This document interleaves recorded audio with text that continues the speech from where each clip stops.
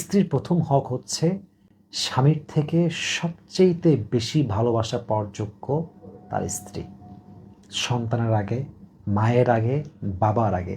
ভাই, বিয়ের পরে বাবার হক পেছনে, শুনবেন আবারও বলছি, রিপিট এগেন, বিয়ের পরে বাবার হক পেছনে, মায়ের হক পেছনে, সন্তানের হক পেছনে, ইভেন ভাই বোন আত্মীয় স্বজন ফ্রেন্ড সার্কেল সবাই ব্যাক।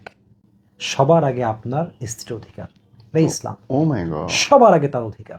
আবার বলেন, কি শুনালেন আপনি এটা? হ্যাঁ, এটা বাস্তব। বিয়ের পরে আপনার মায়ের হক পেছনে, হ্যাঁ। বাবার হক পেছনে, আপনার বোনের হক পেছনে, ভাইয়ের হক পেছনে, বন্ধুর হক পেছনে, আত্মীয়দের হক পেছনে, সবার আগে যার প্রায়োরিটি লিস্টে, আপনার সবার আগে যার নাম থাকবে আপনার লিস্টে, সে হচ্ছে আপনার ওয়াইফ। ও সবচেয়ে দামি, এটা খোদা। রাসূলের হাদিস। আপনার বউ সবচেয়ে বড় তো অধিকার একটা রাখে। লাইনেই জীবনের সব সমস্যার সমাধান। সমাধান। অথচ এখানে সব ভেজাল। সব ভেজাল এখানে। কেউ মাকে দাম দিয়ে ফেলছে, কেউ স্ত্রীকে ডাউন করে ফেলছে, কেউ স্ত্রীকে আকাশ উড়াচ্ছে, মাকে ডাউন করে ফেলছে। আপনাকে ব্যালেন্স রাখতে হবে এবং মাথায় রাখতে হবে যে আমার বউটা আমার কাছে প্রথমে সবকিছু। ব্যাস, তারপরে অন্য সবাইকে দেখছি। তারপর আমি সবাইকে কারোর দেখছি, সঙ্গে কারোর ইনজাস্টিস করবো মাইনাস না, করতেছি না। কাউকে ইনজাস্টিস করবো না। I'm not making justice. Right. I'm just trying to establish the justice.